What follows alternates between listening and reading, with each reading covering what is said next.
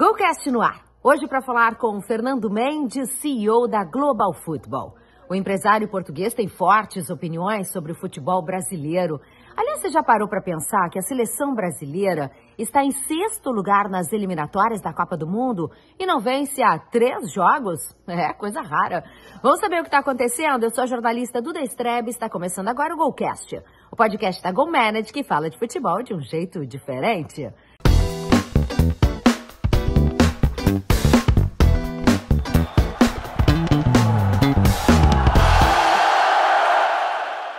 Já se inscreveu no nosso canal? Estamos no YouTube como GoCast GoManage. E toda terça tem um episódio novinho para você.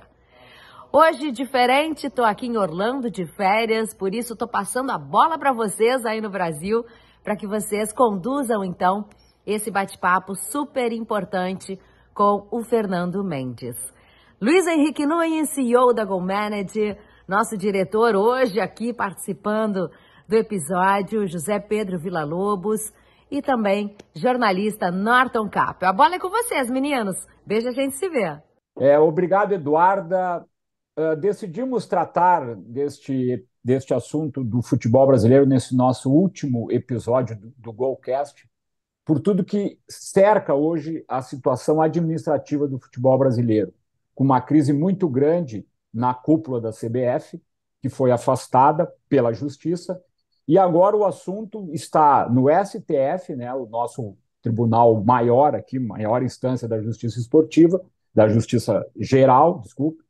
E nós convidamos para esse debate aqui no GoCast sobre a situação do futebol brasileiro, Fernando Mendes, um conhecedor, um profissional que tem conexões no futebol brasileiro e na Europa. Fernando, muito obrigado por estar conosco e por ter aceitado o convite do GoCast. Seja bem-vindo aqui ao nosso episódio.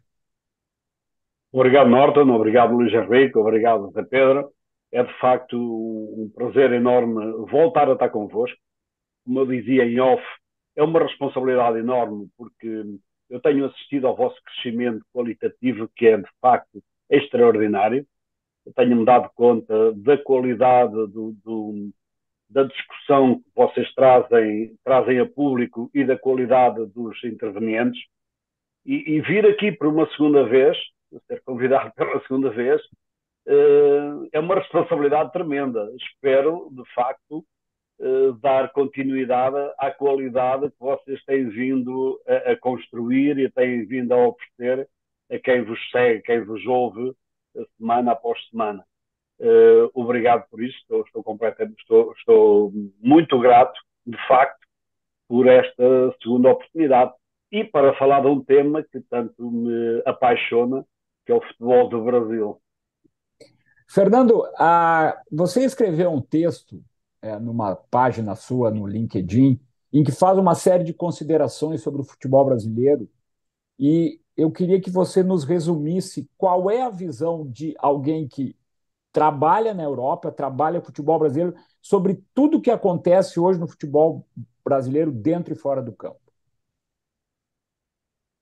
Norton, eu posso dizer que aquele texto, eu estava a trabalhar, estava aqui neste meu posto de trabalho, estava a tratar de uma série de coisas, porque nós, em termos da Global Futebol, temos diversas atividades, e entre elas essa que está aí nas minhas costas, a Rota da Lusofonia, que é precisamente um evento da recriação da Rota da Lusofonia com os países lusófonos.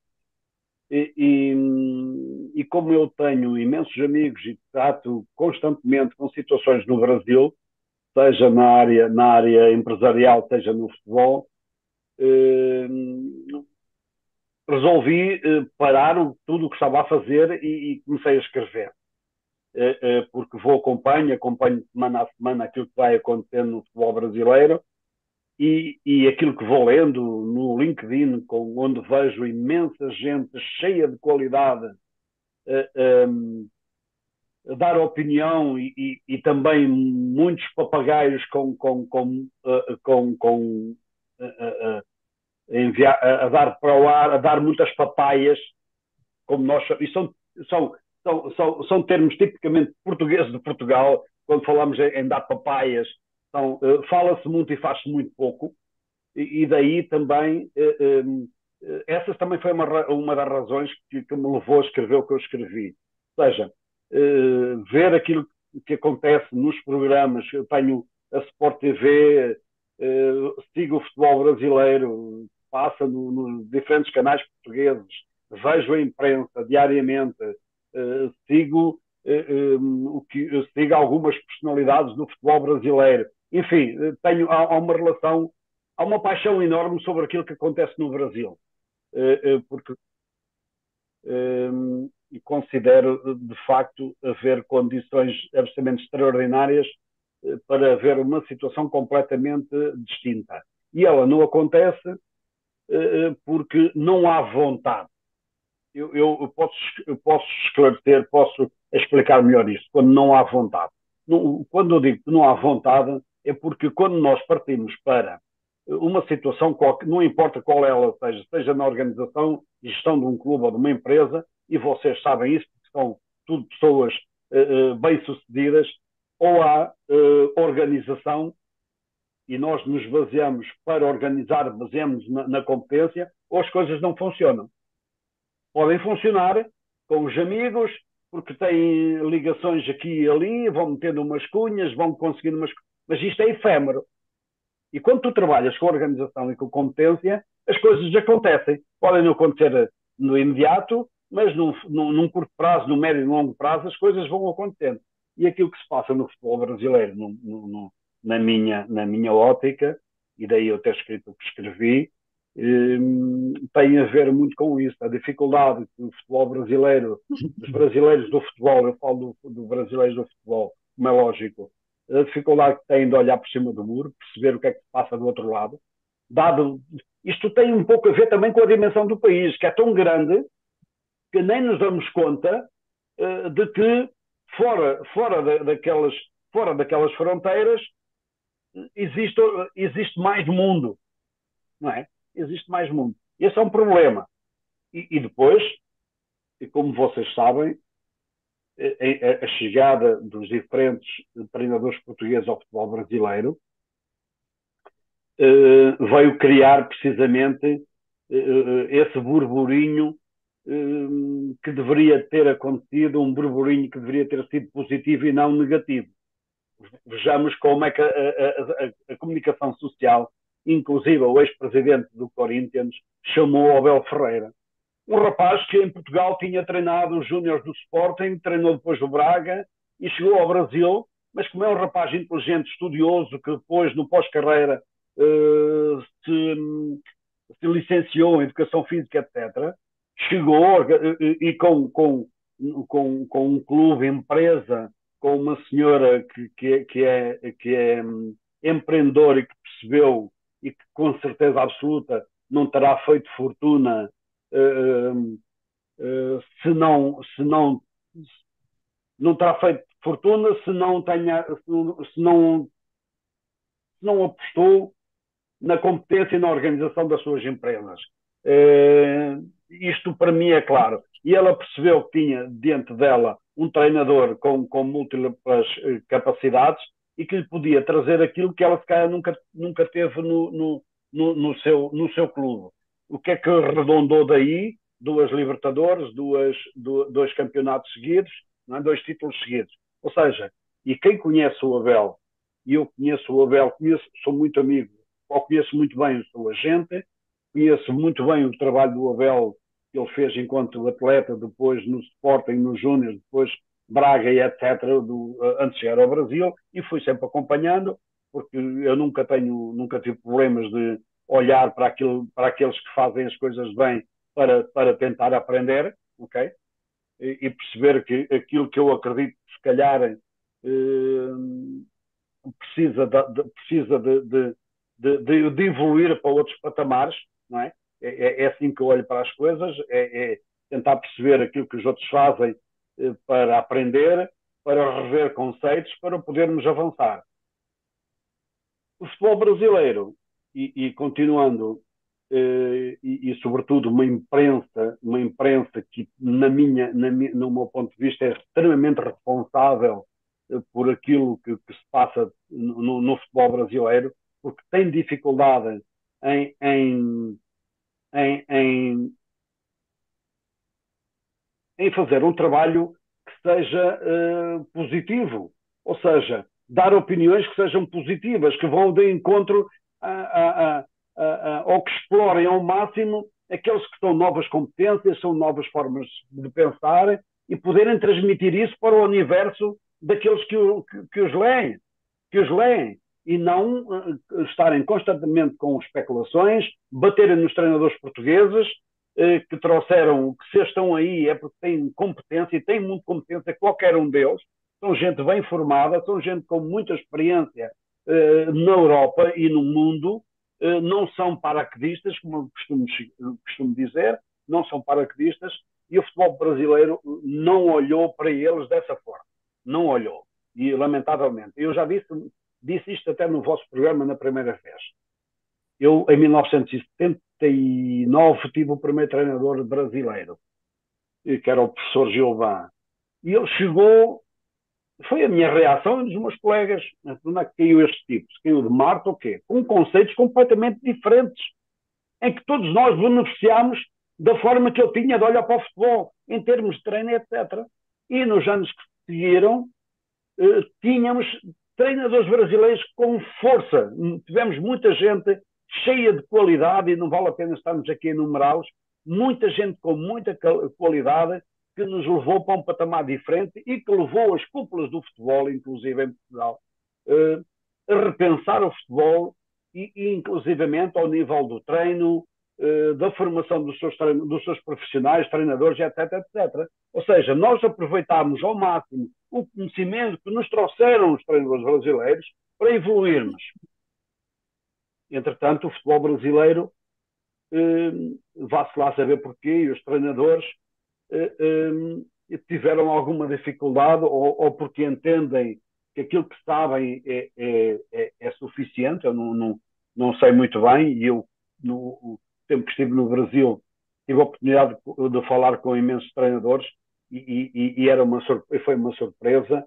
Eu falei com muita gente com disponibilidade, que criticavam o atual modelo daquilo que acontece no Brasil, com disponibilidade para fazer coisas novas, com gente que saiu do Brasil para irem adquirir conhecimento, etc.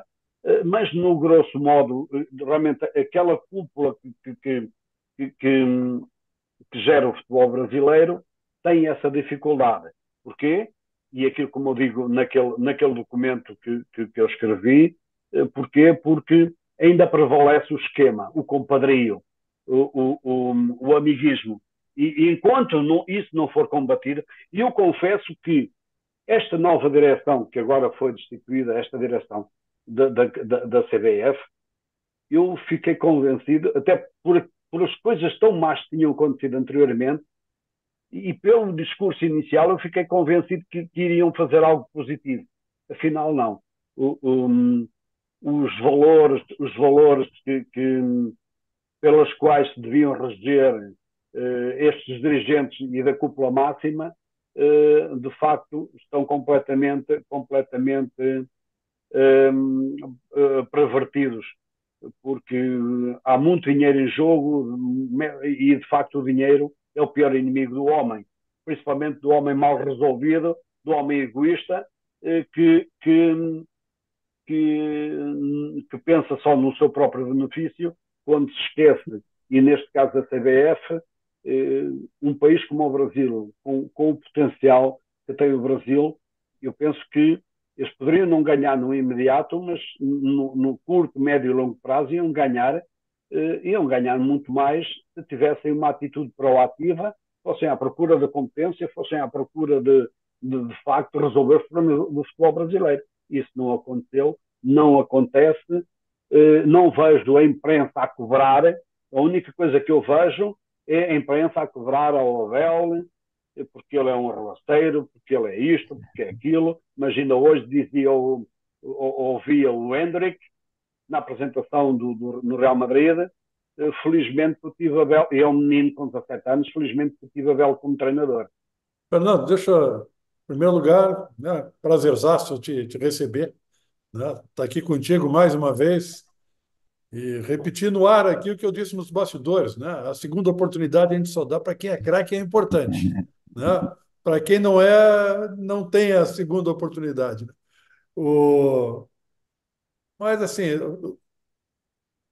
eu li todo o teu artigo, eu fiz alguns apontamentos sobre cada um daqueles 9 pontos que você citou, mas eu quero começar pelo título, porque você citou uma série de questões agora, né?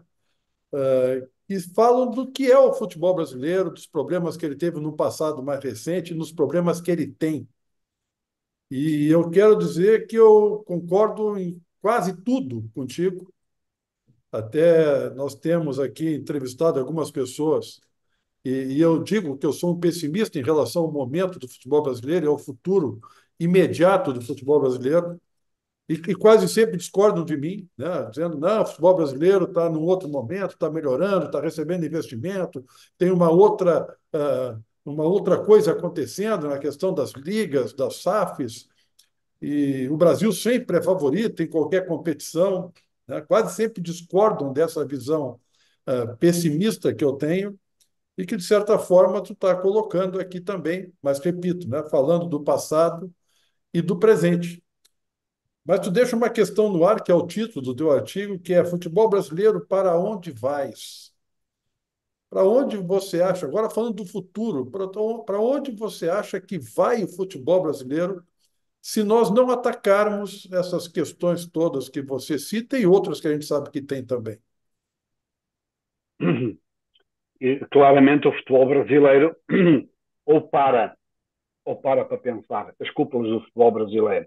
Aquelas pessoas que acreditam que vale a pena ser organizado e vale a pena apostar na competência, porque eu falo com tanta gente dentro do futebol brasileiro e vejo tanta gente competente, mas que estão completamente engolidos por gente competentes e para aquela gente dos esquemas.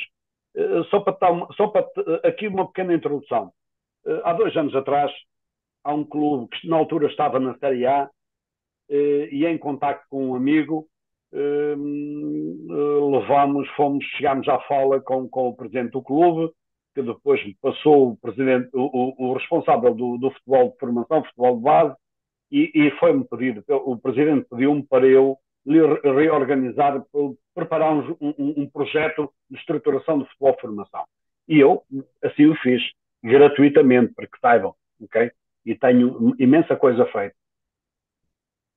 E demorei, 3, 4 dias, porque estudar o clube, estudar a região, estudar a cultura da região, a forma como eles olham para o futebol, onde é que estão inseridos, a quantidade da massa adepta, etc, etc.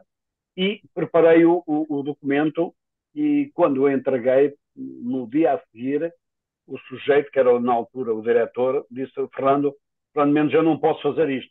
Então, mas não pode porquê? Primeiro porque não sou capaz e depois porque corro o risco de perder privilégios. Portanto, isto foi-me dito por o diretor da formação, portanto, da base, de um clube de Série A. Portanto, e este é o problema. É o problema do futebol brasileiro. E como eu dizia, eu tenho-me deparado com situações destas, umas atrás de outras. E, ou, gente como vocês não podem conter, porque atenção, que o vosso trabalho é extraordinário e eu só lamento é que vocês ainda não tenham a força que deveriam ter. Que deveriam ter. Se calhar falta-vos, isto é uma crítica positiva, porque vocês têm uma postura boa, clara, honesta, transparente, gostam de discutir os problemas reais das coisas, mas se calhar necessitavam ser um pouco mais provocadores. Se calhar é isto, porque a nossa sociedade hoje gosta disso.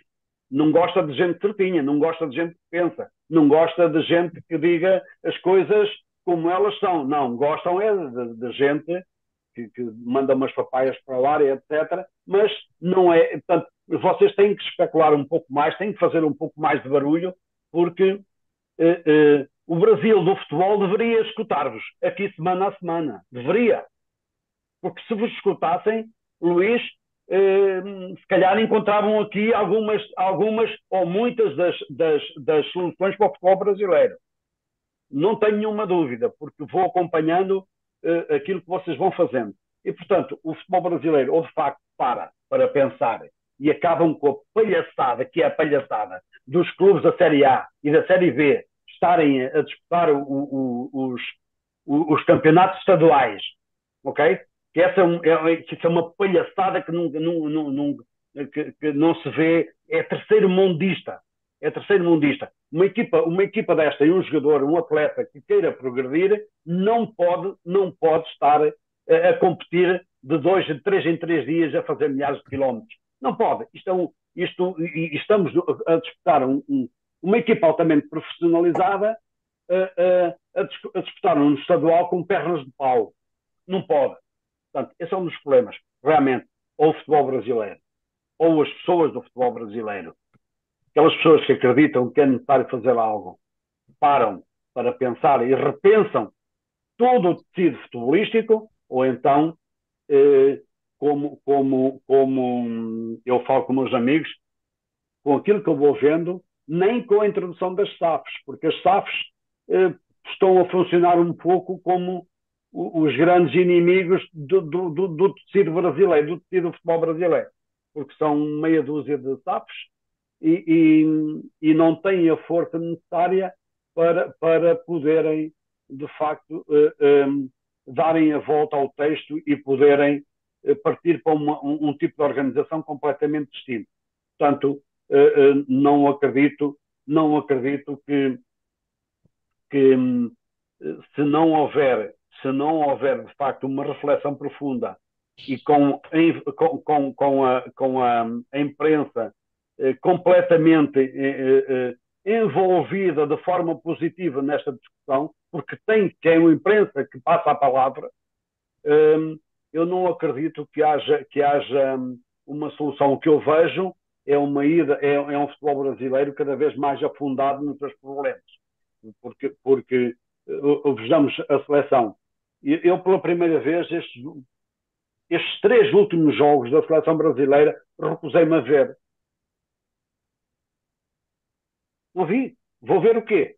Eu sinto-me incomodado, não sou brasileiro, mas gosto do futebol, tenho uma paixão pelo futebol do Brasil, tenho uma paixão pelo Brasil, e estar a assistir aquilo que nós temos vindo a assistir com a seleção brasileira é muito complicado. E mais, Luís, eu estive em Brasília, eu estive onde sabes que estive, fui ver inclusive o Gama, fui ver aqueles clubes todos, visitei a maior parte deles, fui ver como é que eles trabalhavam com o futebol de base, etc. E eu ponho as mãos à cabeça e percebo. E percebo porque é que o futebol no Brasil não funciona. Eu vi coisas de um treinador, um tipo que tinha sido profissional de futebol, vi num treino, eram meninos de 11 anos, 12 anos e 13 anos, ele tinha umas cordas e tinha uns pesos e agiam a puxar aqueles pesos pelo campo de fora, e eu cheguei ao pé dele e disse: se eu tivesse um pau, se fosse neste clube, dava-te uma paulada. Ou se fosse pai de algum deste miúdo, dava-te uma paulada, tens a noção do que estás a fazer. E depois, o futebol tem que ser ensinado a pensar. E o que eu vi, uma submissão dos miúdos relativamente aos treinadores. Os miúdos não têm, limitam-se a jogar no berro, no insulto, trabalham com muita intensidade, mas a maior parte deles não têm nem noção de porque é que estão a fazer aquilo. Portanto, isto é muito complicado. Fernando, o Zé vai fazer uma pergunta, depois eu quero voltar aí à questão das federações estaduais e essa questão que tu falaste dos campeonatos estaduais. Zé. Opa, Fernando, prazer te ter aqui de novo no Golcast. De todos aqueles itens citados por ti no documento que tu escreveste lá, o futebol brasileiro, para onde vais, Eu quis me deter especificamente no que, e tu já falasse um pouco agora há pouco, no que diz respeito à influência da mídia. Você coloca lá pelas tantas má gestão e influência da mídia. E você já tocou há pouco, usou a palavra que eu ia usar na pergunta para você sobre compadrio. Isso é uma crítica, é uma autocrítica, porque afinal de contas eu faço parte eu, né, já fiz parte da imprensa aqui, faço atualmente parte da imprensa. No que diz respeito especificamente a futebol, parece que a gente esquece muitas vezes todas aquelas questões de profissionais de equilíbrio, de manter a sobriedade, de manter as coisas dentro de limites éticos, e o que se vê é um jogo entre amigos. É o técnico que é amigo do comentarista e passa informações privilegiadas para ele. O comentarista, por sua vez, apoia esse técnico em detrimento de outros. Se faz é como se fosse uma grande ação entre amigos, muitas vezes, e, infelizmente, nos últimos anos, eu preciso registrar isso, com a migração de muitos colegas de imprensa para canais próprios de YouTube, e o YouTube, infelizmente, favorece a uma competição na qual você precisa se destacar pelo limite extrapolado às vezes da ética. Você precisa fazer thumbnails muito grosseiras para chamar atenção. Você precisa ter uma postura muitas vezes de apresentador de criar factoides para ganhar visualizações e reverter isso em monetização. O que acaba acontecendo? Nós temos profissionais reconhecidos pelas pessoas como parte da imprensa e até talvez não sejam mais, mas que se nutrem dessa mentalidade do exagero, da fake news, da opinião forte apenas pela opinião forte, sem nenhuma reflexão, sem nada que vá contribuir para o futebol brasileiro ou para a própria imprensa brasileira, mas que contribui tão somente para o seu ganho pessoal. Essa é a crítica que eu faço à parte da imprensa e que você toca muito bem no seu documento. Agora, o que eu queria te perguntar sobre gestão dos clubes. Onde você vê o pior problema da gestão dos clubes brasileiros? E claro que eu estou jogando isso genericamente e nós vamos ter que entender que cada clube tem as suas particularidades, mas o que te chamou mais atenção de problemas de gestão nos clubes brasileiros? Olha, eu vi, foram tantos os problemas que eu vi e continuo a observar e continuo muito perto, sempre a seguir muito de perto aquilo que vai passando, ainda agora inclusive com o Santos, porque tenho tido ali algumas conversas com pessoas ligadas ao Santos das razões que eles caíram e aquilo que estão agora a tentar fazer e como estão a fazer, o Marcelo Teixeira está a tentar fazer com o Santos e para voltar a reerguê-lo. E eu não sei se é de vosso conhecimento ou não, eu também não queria muito abordar esse tema, mas isto é uma forma de responder e depois vou por aí adiante. Ok? Vou continuar. E estou a falar do Santos. O Marcelo resolveu visitar uma grande figura, uma grande ex-figura do futebol brasileiro e que passou pelo Santos, saiu do Santos para o mundo do futebol. E uma grande figura que hoje já não ganhou 5 ou 6 bolas de ouro, porque tem areia e da grossa na cabeça. E que, inclusive, é gerido por o agente dele, parece que é o pai, que de facto não é flor que se cheira e que tem contribuído enormemente para que o filho não tenha tido bola de ouro no mínimo 5 vezes. Bom, e eu sei que o Marcelo Teixeira abordou essa gente e estão a considerar tê-los como sócios dentro dos Santos. Portanto, isto responde diretamente à tua questão. O Marcelo, um empresário de sucesso, inclusive é proprietário de uma universidade que é muito considerada, para além de toda a atividade dele, estar a convidar alguém para ser investidor e ser gestor de um clube como o Santos, que é um clube que é um galáctico, como nós chamamos, sabe que teve nas suas fileiras o maior jogador de todos os tempos. Não, é? Não aprendeu, parece que não aprendeu nada com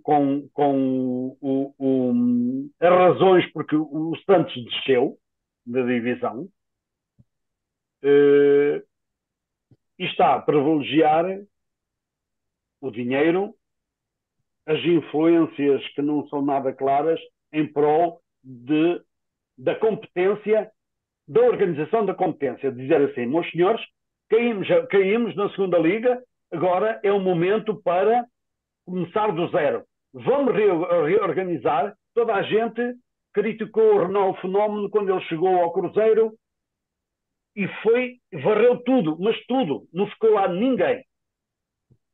Pelo menos é a informação que me chegou.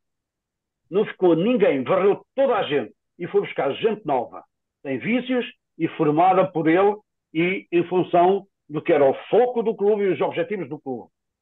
E o Marcelo no Santos está a fazer o inverso. Um tipo experimentado como ele é. Portanto, esse é um dos problemas. É o amiguismo, é olhar para o futebol no imediato. São, no fundo, fazem uma gestão resultadista. A gestão que é feita durante a semana é para domingo, é para o próximo jogo. Se não funcionou, então bom, fizemos mal, como é que vamos fazer agora? Então agora vamos aqui reorganizar-nos para ver se ganhamos o próximo jogo. Portanto, isso não funciona. Os resultados, a gestão não pode ser refém dos resultados. Uma gestão correta, porque o Brasil não pode argumentar que não tem gente capaz e bem formada, porque tem. Eu falava com o Filipe Ximenes ainda agora há dias e falávamos sobre isso. E o Ximenes é uma pessoa extremamente conhecida. É preciso parar. Os clubes têm que parar, reorganizar-se. E eu olho para a forma como estão organizados em termos do futebol de base, que é a base, passa a redundância, de toda a sustentabilidade de um clube. Ela é fraca, é medíocre. Depois entramos no tecido, nos departamentos profissionais e quando se contratam um sujeito, é porque ele fez algo de bom ali, não vão buscar, não vão recrutar, por exemplo, um diretor desportivo com base na capacidade realmente que ele possa ter de entender aquilo que é a cultura do clube, por exemplo, e quais são os grandes objetivos. E se ele tem competências ou não de gestão de um departamento profissional. Não, é porque ele esteve ali e aquilo até resultou, vamos lá buscá-lo. Portanto, as coisas não funcionam assim.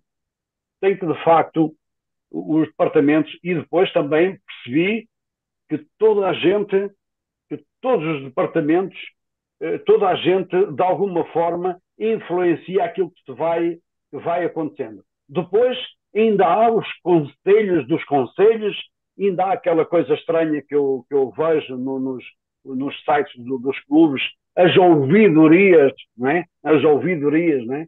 Gente que não tem nenhuma competência para falar sobre o futebol, mas que são ouvidos constantemente. Portanto, José Pedro, falar de organização de gestão de um clube no Brasil só com um pau.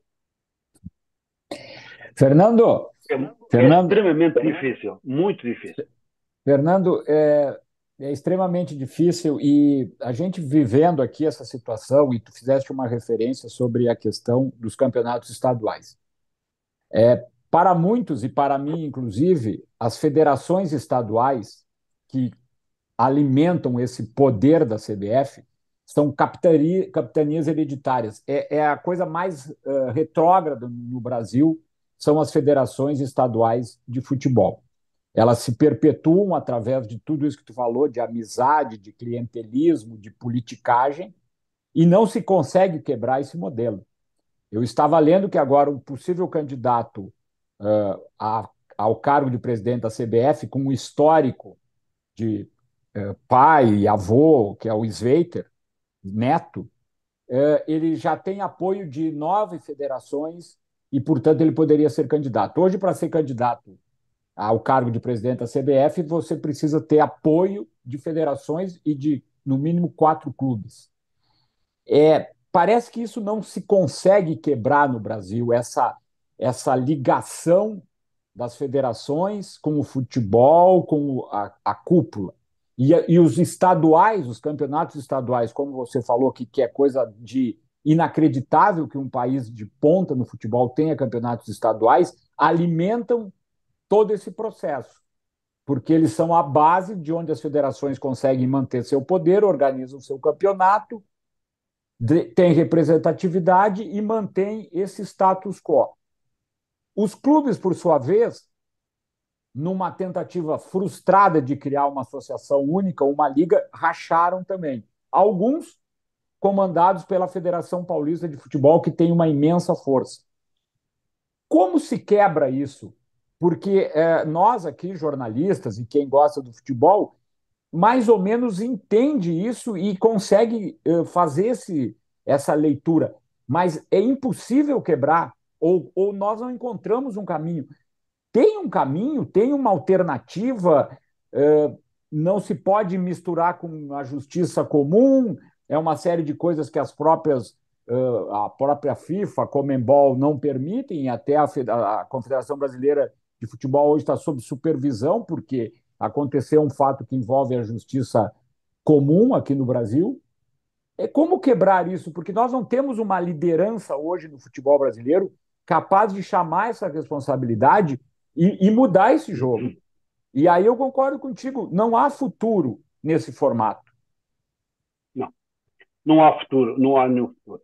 A única forma que eu vejo é, de facto, que a criação da tal liga profissional, okay, com os clubes da Série A e Série B, e essa liga profissional, depois devidamente organizada, não dividida como ela está, mas com todos os clubes, volto a repetir, de Série A e Série B, e dizerem, não, meus senhores, basta. Não há aqui qualquer participação das equipas profissionais no futebol, nos campeonatos estaduais. Nós podemos, sim senhora, colocar a nossa equipa de sub-20 a participar nos estaduais. Agora, a equipa profissional, não. Essa é uma forma de dizer não. E pode ser que nessa altura, nesse momento, as próprias federações entendam que é esse que é o caminho, não sei. Porque sabendo como as coisas, porque isto está impregnado, esta forma de estar, de olhar para o futebol, está impregnada no tecido futebolístico brasileiro. Portanto, eu acredito que uma liga forte, com as equipas, todas as equipas da Série A e Série B, pode ser a solução para muitos dos problemas do futebol brasileiro.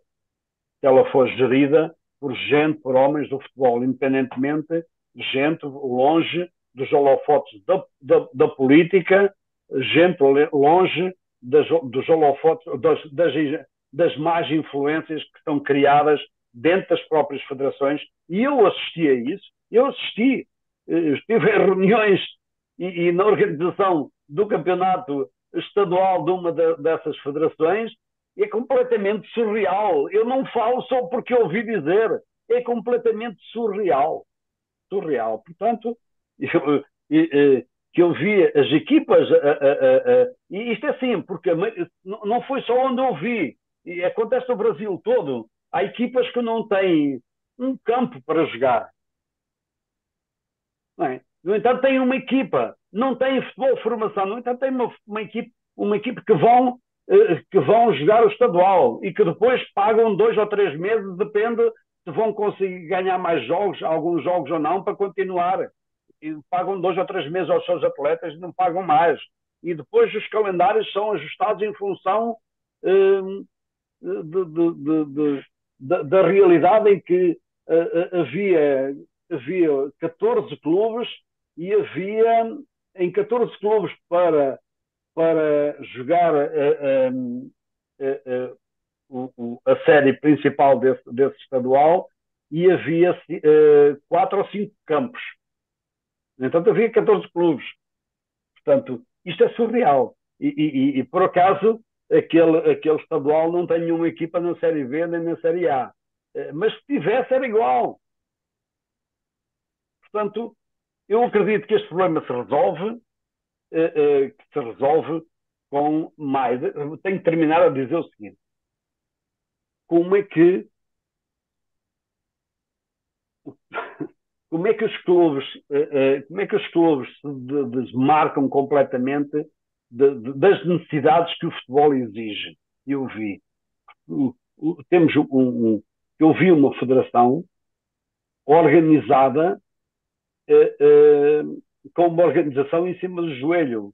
Eh, penso que, se fossem semear batatas, tinham muito mais competência de estarem a gerir todo o futebol daquele Estado. É completamente surreal aquilo que eu vi. Volta e venho à questão inicial. Olhando para a problemática, para os vícios que são enormes, são muitos e que são extremamente difíceis de combater, ou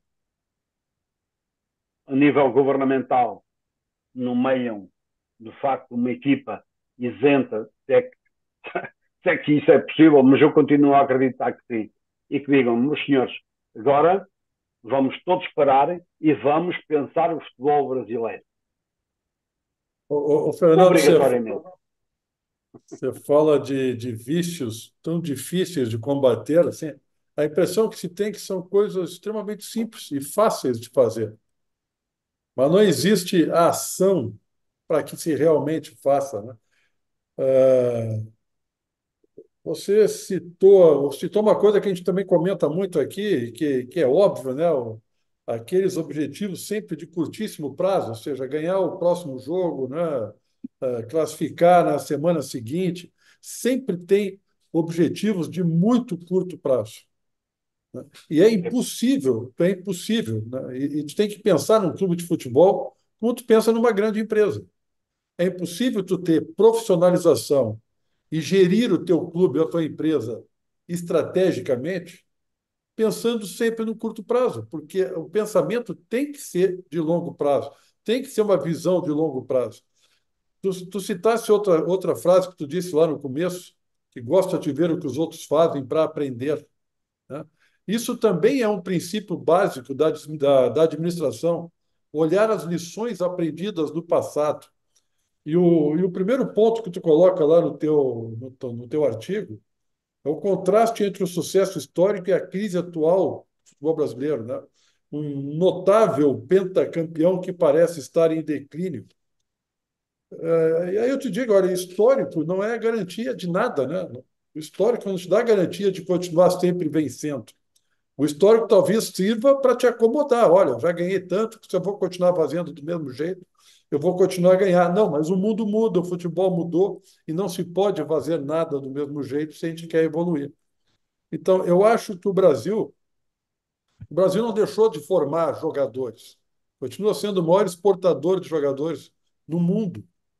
O Brasil vive uma crise de tudo isso que nós estamos falando aqui. É de gestão, é de profissionalização, é de seriedade.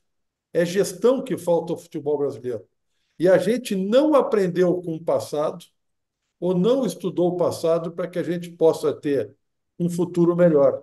Ninguém tem um futuro melhor se não tiver lições aprendidas do passado, ou se não aprender com o mercado, com a indústria onde ele tá vivendo. Para mim, a maior crise do futebol brasileiro é exatamente isso: é não enxergar o que fez, o que acontece hoje no mundo e querer continuar da mesma forma.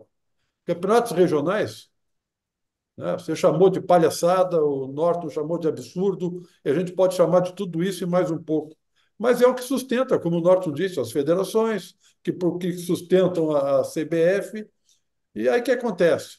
O calendário do futebol brasileiro inchou com as Sul-Americanas, com a Libertadores quase que o ano inteiro, com a Copa do Brasil, e não sobra tempo para treinar, não sobra tempo para se desenvolver, não sobra tempo para nada. Então, Se não mudar isso e se não encarar isso, eu concordo, nós não vamos para lugar nenhum. Não vamos para lugar nenhum. Nós vamos chegar no fundo do poço para que um dia alguém chegue assim, olha, do jeito que está, não dá mais para ficar. Chegamos no fundo do poço. Aí pode ser que tenha esperança de mudar alguma coisa. Luís, eu, eu penso que é preciso lembrar aos responsáveis do futebol brasileiro do que representam aquelas 5 estrelas. Se calhar ainda ninguém o fez, mas penso que é chegado o momento. A responsabilidade é enorme. São 5 estrelas, é o único país do mundo que é que pentacampeão. E esse histórico, essa história, deveria trazer responsabilidade. Deveria trazer aos senhores do futebol vontade de melhorar e continuar a querer ser campeão do mundo. Portanto, eu também não vejo, por exemplo, lá está, volta outra vez à imprensa, não se pode falar neste histórico, nestas conquistas, eternamente com saudade, mas sim falar com a responsabilidade que isso representa. E tem que servir como mola real para nós podermos continuar a evoluir, ir à procura das soluções que tanto carenciam, são tão carentes, de que o futebol brasileiro tanto é carente, não é? Tanto porque eu volto, eu até ponho mais outra questão, para além desta do facto das 5 estrelas. Há quanto tempo é que um futebolista brasileiro não ganha a bola de ouro? Desde o Kaká.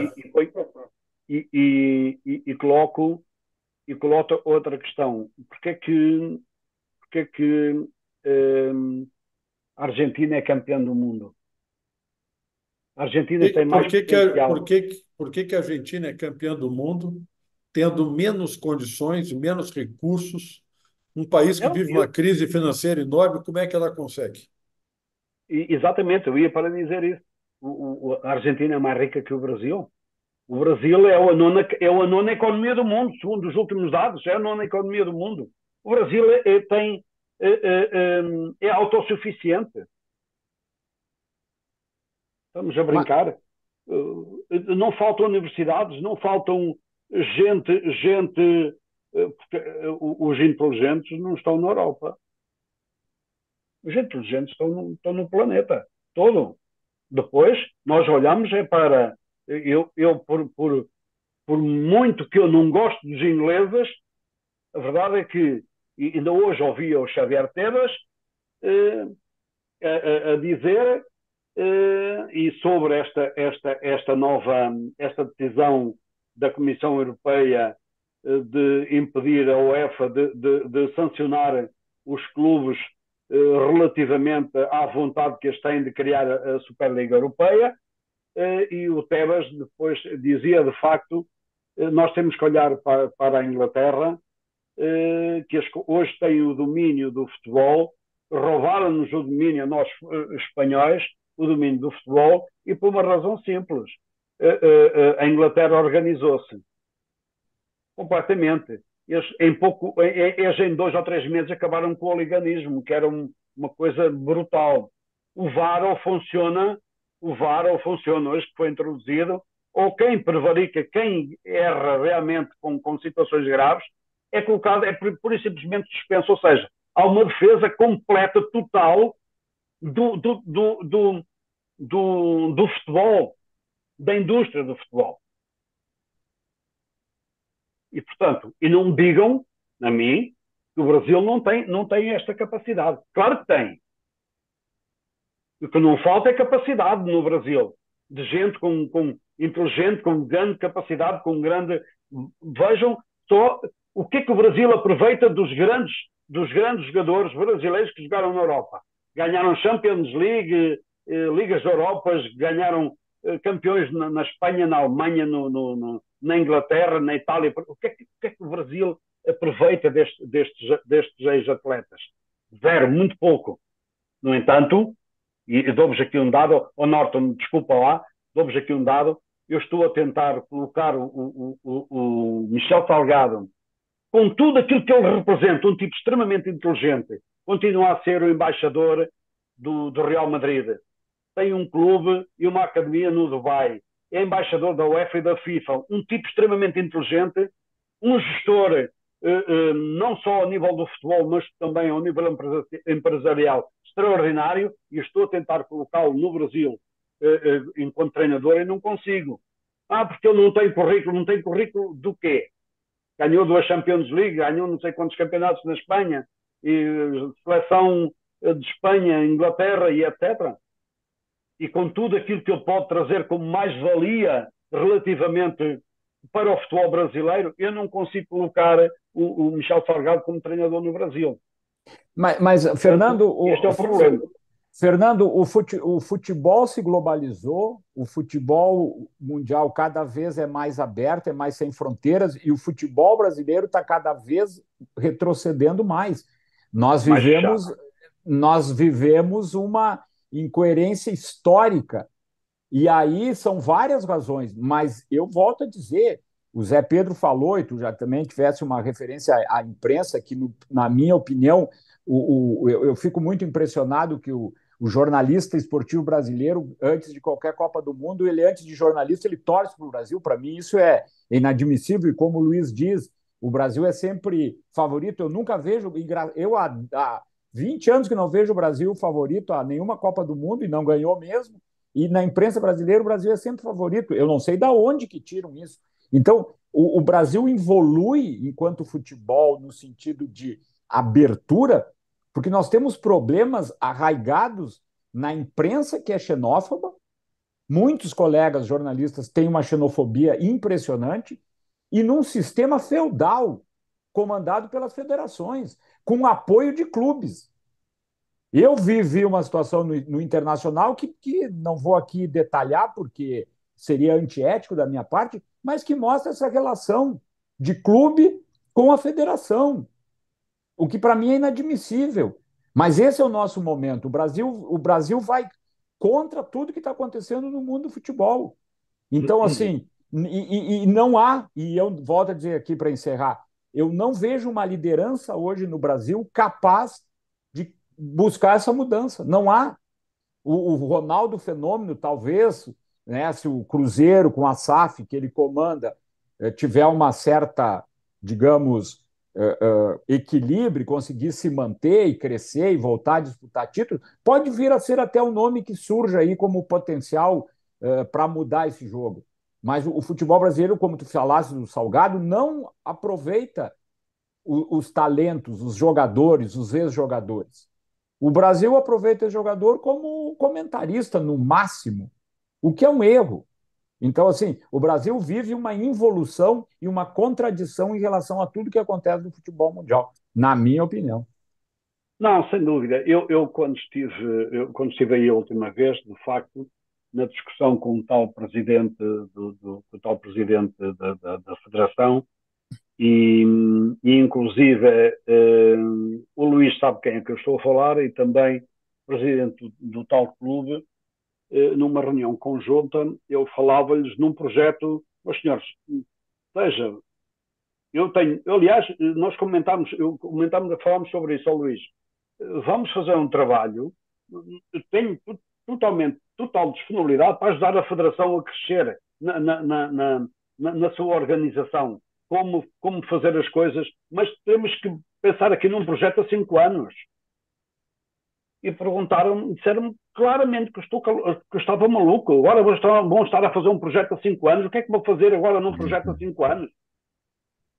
E foi nesse momento, ao Luís, que eu fiquei... Não, aqui eu não faço nada.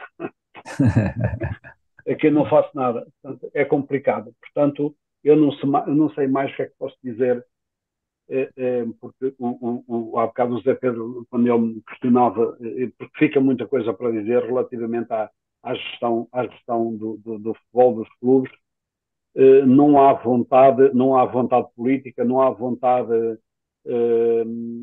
dos seus presidentes, porque estão demasiado comprometidos com, com, com, com, com jogos de bastidores que não os deixam, de facto, fazer aquilo que é necessário ser feito. Portanto, o que é um clube de futebol? Um clube de futebol não, é uma empresa. Ela tem que ser gerida como tal. E eu costumo dizer, então, se eu na minha empresa não permito ingestões, ingestão, não permite uma gestão exterior, que é que vai num clube de futebol que movimenta tanto dinheiro, com tantos funcionários, o permite, mas porquê? Portanto, eu não consigo perceber isso. Eu sei que isto é um problema cultural, mas também percebo que não, que que, é aí, e é essa percepção que eu tenho da quantidade de pessoas, de gente boa que existe nesse país e ligados ao futebol, que poderão de facto ser a solução para o futebol. Essas pessoas conjuntamente com os ex-jogadores. Eu um dia em casa do Lúcio, estávamos a almoçar, o Lúcio, o ex-jogador da seleção, e ele dizia-me, não, eu regressei ao Brasil pensar que poderia fazer algo diferenciado e não consigo. Não consigo. As pessoas não deixam. As pessoas não deixam. No tanto, meus senhores, ou realmente os clubes, pelo menos aqueles que já se constituíram SAFs e que percebem que uma SAF que os obriga a ter uma gestão já empresarial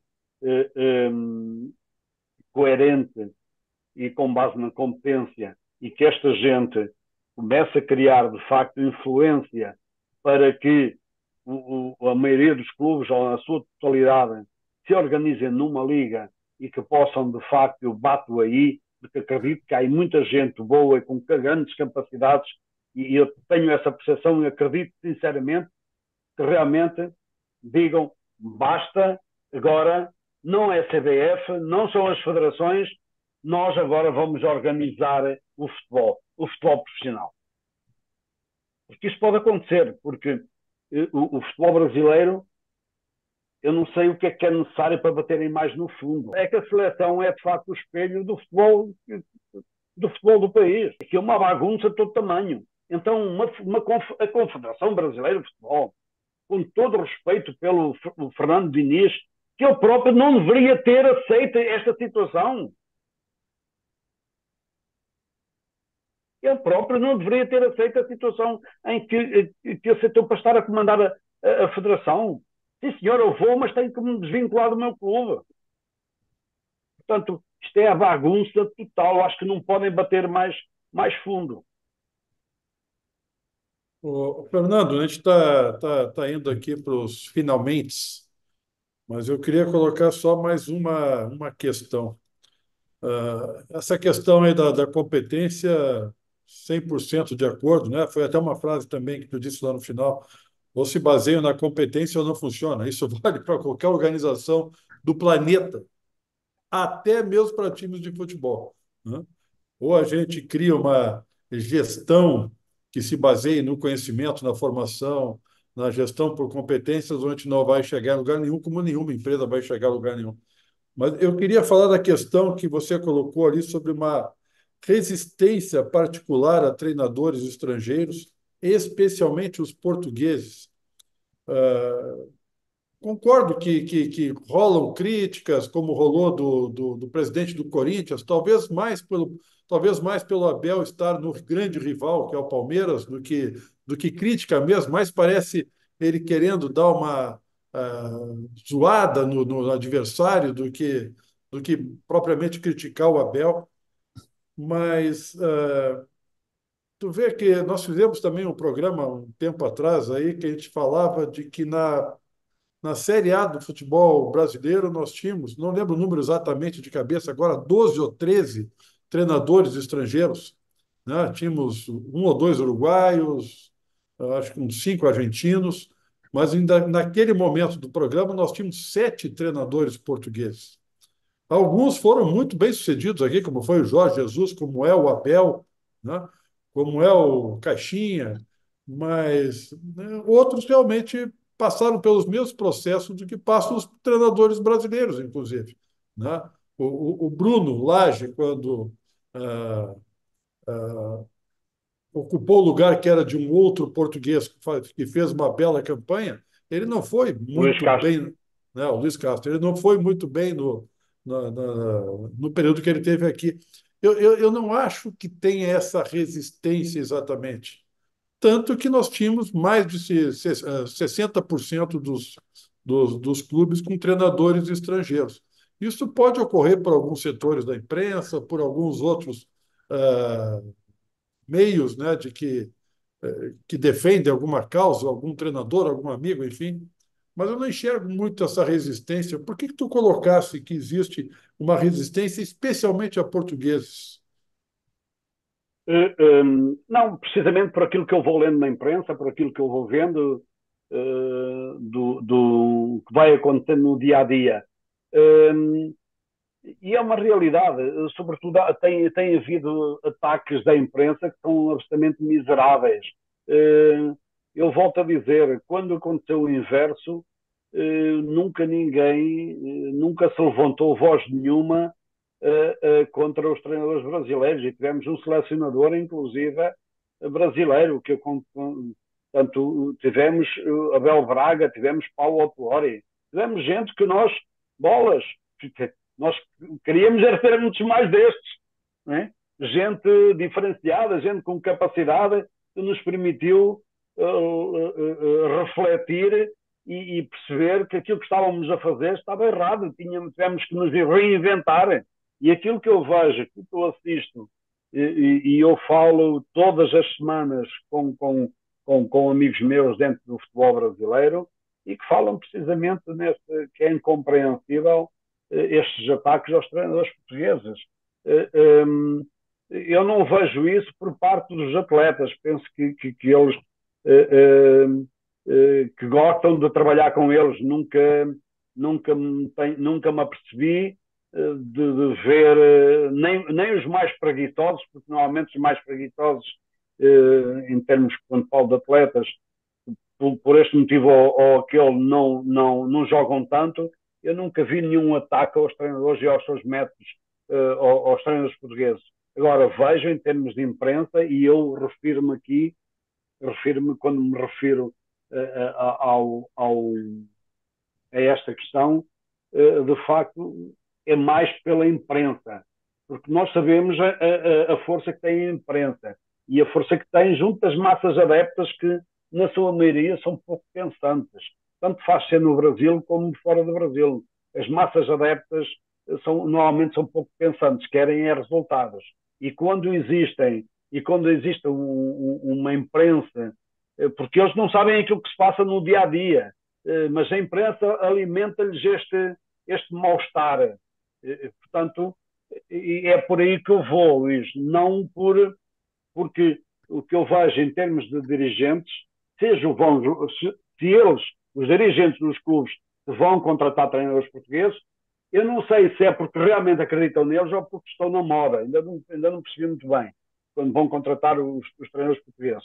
Mas já é positivo quando os vão contratar. Até porque falamos da mesma língua.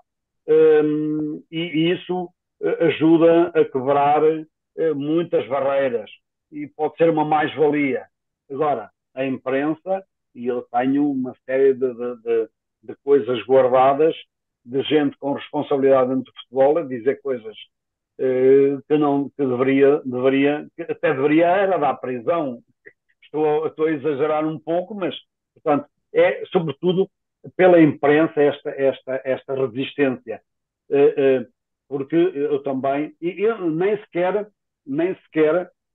olha, eu estou a organizar, só aqui muito rápido, estou a organizar, que é a primeira cimeira da Rota da Lusofonia, e um dos países, como é lógico, que está envolvido ao Brasil, e o Brasil representa 70% da lusofonia. E houve um determinado momento que eu tinha uma reunião com os meus embaixadores, que era um representante de cada um dos países, e alguém dizia o seguinte: pois nós não podemos permitir que volte a acontecer aquilo que os portugueses fizeram lá atrás.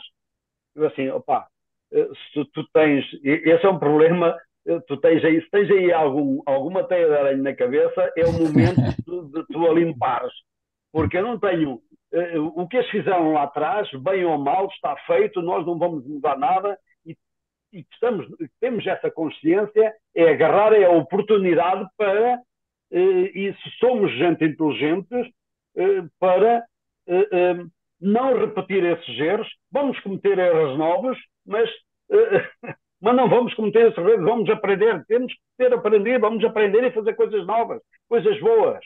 E temos a felicidade, bem ou mal que eles fizeram, temos a felicidade de ter a língua como uma pátria comum. Portanto, vamos lá agarrar nisso, vamos lá agarrar nessa mais-valia e progredir, andar em frente. Eu concluo, eu termino a minha participação no programa aqui concluindo que tudo de ruim que está acontecendo com o futebol brasileiro foi culpa do Pedro. É culpa do Pedro. Do Pedro Álvares Cabral. Sim, eu percebi. A culpa é do Pedro Álvares Cabral. Eu estou de acordo contigo. Muito bem. Concluindo mais esse Golcast, eu vou agradecer muito aí a presença do Fernando Mendes, que nos ajudou nesse último episódio do ano de 2023, fazer um balanço aí dessa crise porque passa o futebol brasileiro fora de campo e também dentro de campo em relação à seleção brasileira e o desempenho baixo nas eliminatórias da Copa do Mundo. Fernando, muito obrigado por ter estado aqui conosco, uma honra ter te recebido, e certamente voltaremos aí para um terceiro episódio contigo, porque o papo é muito bom e faz essa ligação Brasil, Portugal, tão importante para todos nós. Te agradeço muito. Obrigado, Norton, obrigado, Luís, obrigado, Zé Pedro. Ele estava dizendo no início que estava na Argentina. Tu estás na Argentina? É que Porto Alegre aqui fica na Argentina, não é no Brasil. Fica na Argentina. Sim, inclusive nós temos aqui o nosso clube, que é o Colorado, El Colorado de Chacho Cudê, que joga contra os brasileños e dale pau e ganha toda a partida. Tranquilo, Johnny, tranquilo. Ok, muy bien, então. Não, meus senhores, é um prazer estar convosco. Resta-me desejar-vos tudo bom. Eu vou continuar a acompanhar o trabalho que vocês têm feito e bem. Espero que vocês, e este é um recado para 2024, que sejam mais agressivos nesta defesa deste futebol apaixonante que é o Brasil, e deste país apaixonante que é o Brasil. Muito obrigado, tudo bom, um bom Natal, e que 2024 seja de sucesso e que seja de virada, não é? Que a virada permita que o futebol brasileiro tenha vontade de se reinventar, porque senão eu vou continuar com o meu slogan: futebol brasileiro, para onde vais? Não é? E eu espero que vá para o lugar que mereça e que decididamente vá à procura da sexta estrela. Para isso é preciso organização e competência. Meus senhores, muito obrigado, um abraço a todos. Muito bem, muito obrigado. Esse foi mais um Golcast e ficamos por aqui, até mais. Tentando responder e contribuindo aí para a resposta do Fernando, para onde vai o nosso futebol brasileiro. Um abraço a todos.